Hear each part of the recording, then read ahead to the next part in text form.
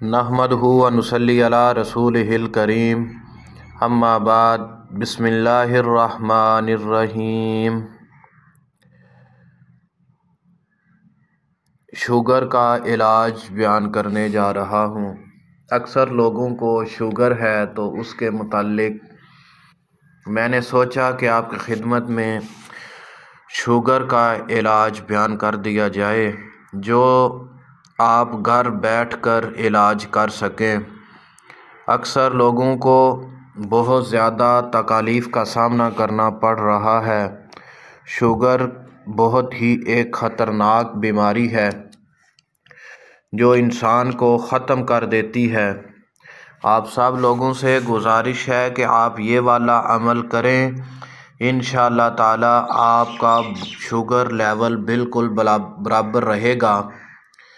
میں نے پہلے کافی لوگوں کے اوپر یہ پریکٹیکل کیا ہے، ان کی جو شوگر ہے وہ بالکل اپنی جگہ کے اوپر جہاں نارمل شوگر ہوتی ہے وہاں پہ آ کے رک گئی۔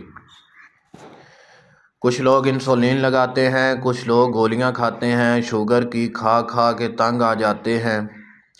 میں ایک گزارش کروں گا کہ اگر آپ یہ والا عمل گھر بیٹھ کر لیں، ہر گھر میں غریب سے غریب انسان بھی یہ کر سکتا ہے اور امیر سے امیر تر انسان بھی یہ والا جو عمل ہے گھر بیٹھ کر سکتا ہے۔ اس کے لیے آپ کو کہیں جانے کی ضرورت نہیں ہے۔ آپ کرنا کیا ہے، آپ نے صبح نہار منہ عرق گلاب جو خالص ہے اس کے 2 چمچ حسب خواہش پانی میں ملا کر پی لیا کرو۔ انشاءاللہ تعالی شوگر جو ہے وہ اپنے لیول پر رہے گی۔